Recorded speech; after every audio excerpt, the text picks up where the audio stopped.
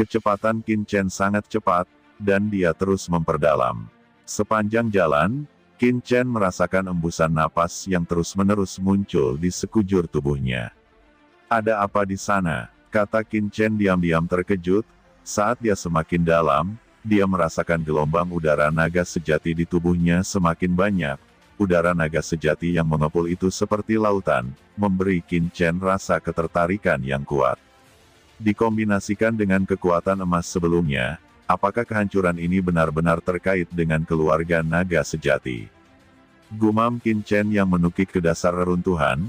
Tiba-tiba dia berhenti, dan pada saat yang sama Qin Chen sedikit melihat ke penyangga Fatamorgana virtual. Dia melihat gelang Fatamorgana virtual yang menyatu dengan tubuhnya sedikit gemetar, seolah-olah dia merasakan sesuatu yang menariknya, dan armor ilahi Haotian juga terpancar sedikit di bawah nafas ini. "Apa yang terjadi?" kata Qin Chen terkejut saat ini. Di tangan kanan Qin Chen, penyangga Fatamorgana virtual muncul tanpa bisa dijelaskan, bersinar perlahan, seolah bernafas, dan sedikit gemetar. Getarannya sangat cepat, dan itu sama sekali tidak dikendalikan oleh Qin Chen, seolah-olah seseorang sedang mengendalikannya di kejauhan. Di satu arah, ada sumber aneh yang dengan gila-gilaan menarik penyangga Fatamorgana virtual Qin Chen. Selain itu, benda ini juga menarik bagi Haotian Divine Armor, tetapi sebaliknya, getaran dari Void Mirage Breacher lebih jelas. Ini seperti magnet, sangat menarik tiram kekacauan, Void Mirage Breacher. Void Mirage Breacher telah mengenali tuannya. Qin Chen terkejut, harta karun ini benar-benar sesuai dengan perintah tuannya. Bagaimana bisa ada situasi yang tidak terkendali? Pikir Qin Chen mengangkat kepalanya dan melihat ke arah yang jauh di langit. Dia merasa bahwa jika dia tidak menekan, Void Mirage Breachers akan terbang langsung ke arah itu bersamanya. Di arah yang dirasakan Qin Chen, sesosok berdiri di udara di kejauhan. Ini adalah pria botak dengan sosok kekar, mengenakan jubah Buddha, dan di kepala botak yang cerah, ada beberapa bekas luka cincin.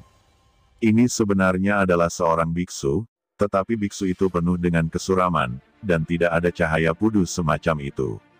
Dan di tangan kiri biksu itu, ada pelindung pergelangan tangan, yang juga sedikit gemetar saat ini.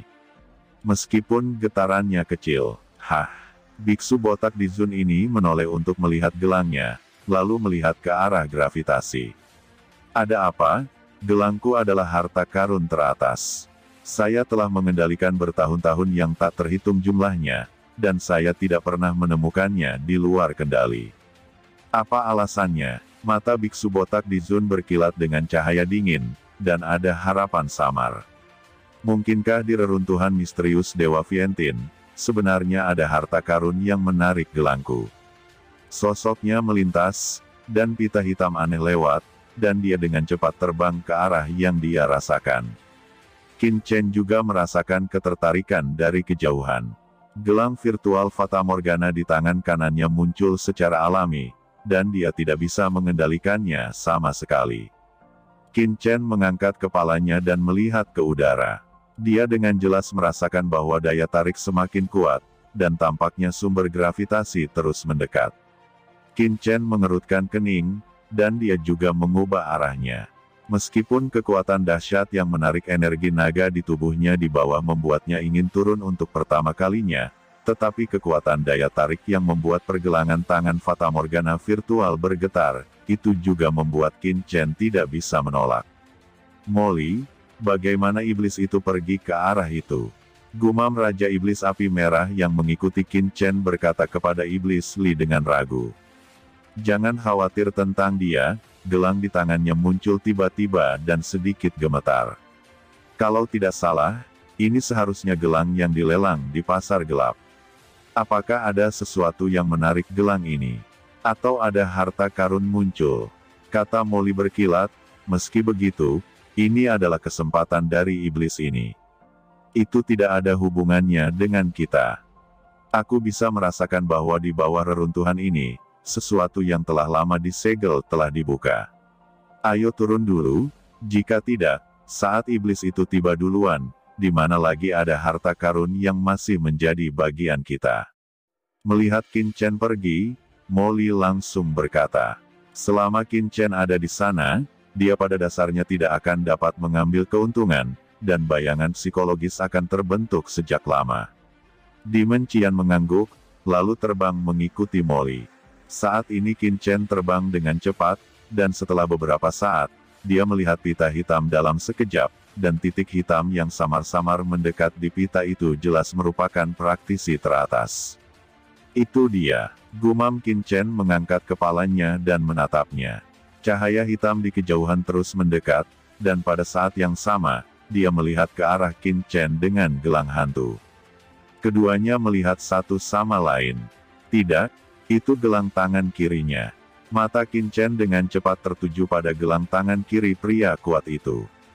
Dan biksu botak di Zun juga melihat ke bawah, pandangannya juga tertuju pada gelang fatamorgana kanan Qin Chen, dan keduanya merasa hampir bersamaan, kedua gelang itulah yang saling menarik.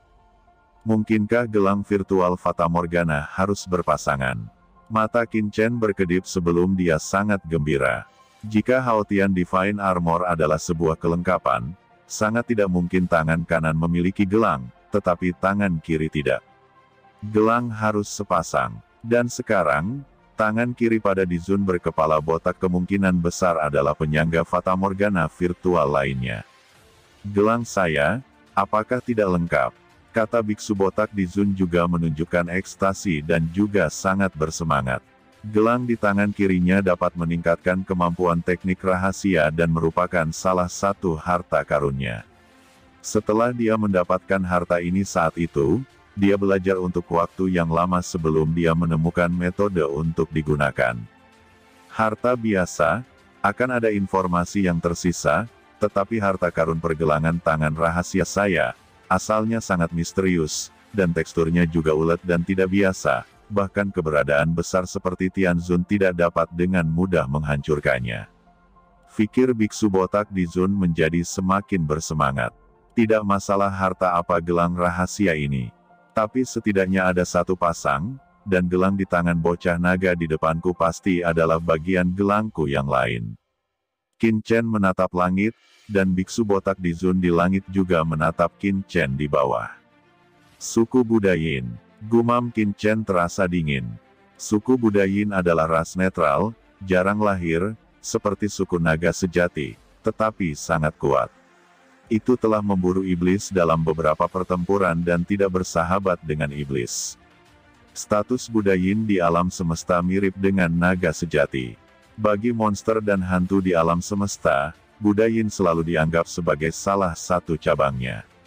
Sesama dari suku Budayin sangat sulit untuk dihadapi, dan orang ini adalah Di Zun yang sangat kuat, gumam Qin Chen saling menatap, dan tiba-tiba merasa tidak enak. Aku, Long Chen dari klan naga sejati, kata Qin Chen dengan suara rendah. Gui Chan Di Zun mengangkat kepalanya sedikit, pandangannya tertuju pada Qin Chen seperti jurang yang gelap, dan tersenyum, yang mulia dari klan naga sejati, harta dari gelang yang Anda dapatkan dan harta dari gelang saya tampaknya memiliki hubungan khusus. Aku menginginkan harta karun gelang itu, dan kamu bisa membuat permintaan. Kata biksu botak Di Zun. Qin Chen mencibir di dalam hatinya, apakah orang ini idiot? Dia akan menjual Void Mirage Brachers. Boleh saja, asal itu adalah satu bagian dari harta surgawi. Jawab Qin Chen mencibir. Gui Chan Di Zun mengerutkan kening, matanya tiba-tiba dingin. Harta surgawi, apakah kamu bercanda? Ini adalah harta yang diperjuangkan oleh semua ras tingkat tinggi. Sekalipun kedua gelang ini terintegrasi, mereka mungkin tidak sebanding dengan harta surgawi. Apa kamu tidak ingin bertukar? Kata Qin Chen. Keduanya baru saja berbicara satu sama lain, dan mata mereka saling berhadapan, dan mereka memahami tekad satu sama lain. Jelas, keduanya sangat mementingkan gelang di tangan mereka. Keduanya bergerak hampir bersamaan. Maka kamu akan mati. Kata biksu botak Di Zun menjentikkan niat membunuh yang mengerikan, tubuhnya seperti hantu, dan lingkaran cahaya lahir di belakang kepalanya, seperti Budayin. Segera setelah itu, Hantu Zen ini mengorbankan panji besar, berburu dan berburu. Saat spanduk ditutup, seluruh langit menjadi gelap. Pada saat ini, dunia diselimuti kegelapan. Seorang Buddha kuno, seolah keluar dari neraka, dengan yin hitam dan hantu. Buddha yin hitam yang tak terhitung jumlahnya membawa aura yang menyesakkan. Buddha yin ini dikelilingi oleh pita hitam. Pita-pita ini berubah menjadi hantu ganas, masing-masing dengan gigi dan cakarnya, dan berbagai aura gelap dan negatif terus-menerus melonjak, membuat orang merasa dewa hantu Zen di depannya sama sekali tidak seperti Buddha, tetapi seperti hantu. Pria Buddha kuno ini membentuk barisan besar Haotian, dan mulai bernyanyi, serangkaian rune Buddha tergantung di langit, menyelimuti Qin Chen sepenuhnya. Hanya olehmu, kata Qin Chen. Energi naga sejati Qin Chen terbakar, mendesak kekuatan naga sejati, dan langsung menyerbu dengan raungan. Qin Chen menabrak kehampaan tak berujung, dan membunuh seorang Buddha kuno. Setiap Buddha kuno suram dan memancarkan cahaya dingin yang membuat jantung seseorang berdebar kencang. Para Buddha Yin ini bernyanyi, dan cahaya Buddha yang gelap menyelimuti mereka seperti menarik Qin Chen ke api penyucian yang tak ada habisnya. Buddha macam apa ini untuk menyelamatkan makhluk hidup? Ini jelas Buddha pembunuh. Tubuh Qin Chen melonjak dengan energi naga, dan seluruh orang itu berubah menjadi naga asli yang besar. Kaki naga asli panjangnya hampir 1000 kaki, dan tubuh besar itu terbang di kehampaan. Buddha mendung di langit semuanya bergetar, keduanya bertabrakan, dan terdengar raungan yang mencengangkan. Qin Chen merasakan makna mendalam naga sejati, dan dengan satu cakar dan gelombang, dia membawa atmosfer zaman kuno, seperti naga supernatural yang keluar dari zaman kuno. Tak tertandingi di dunia, nafas yang begitu kuat memberi kejutan kuat pada hantu Zen. Hah, kamu bocah naga sejati, kata biksu hantu itu minum dengan dingin, dan tidak tahu apakah dia tidak melawan Qin Chen, tetapi pada pertarungan pertama, dia langsung merasakan aura di tubuh Qin Chen, yang jauh lebih rendah darinya, meskipun naga sejati mungkin sangat tak tertandingi di dunia, seperti kelahiran dewa dan iblis, tetapi kekuatan sebenarnya berasal dari sumbernya, bahkan pemuda naga itu belum mencapai ranah Dizun. Ghost Zen Dizun terkejut, tetapi segera mengerutkan kening, tidak. Jika Long Chen hanya Zun naga sejati, maka di bawah penindasan harta tertingginya, dia akan dimusnahkan langsung menjadi ketiadaan. Tetapi sekarang Qin Chen berdiri diam di bawah barisan hantu Buddha, naga sejati yang luas itu, 8 butian Wei, membumbung tinggi di langit, di bawah tekanan banyak Buddha Yin, menjulang dengan megah, tanpa angin sama sekali. Seorang Buddha Yin dengan ketinggian ribuan kaki berdiri di kehampaan, menjulang tinggi, dan memancarkan nafas hantu Yin yang tak berujung di tubuhnya. Nafas mengalir ke langit, membentuk roda kehidupan besar di belakang kepala Buddha Yin. Bayangan itu tidak ada habisnya, seperti api penyucian lautan darah, mengalir keluar.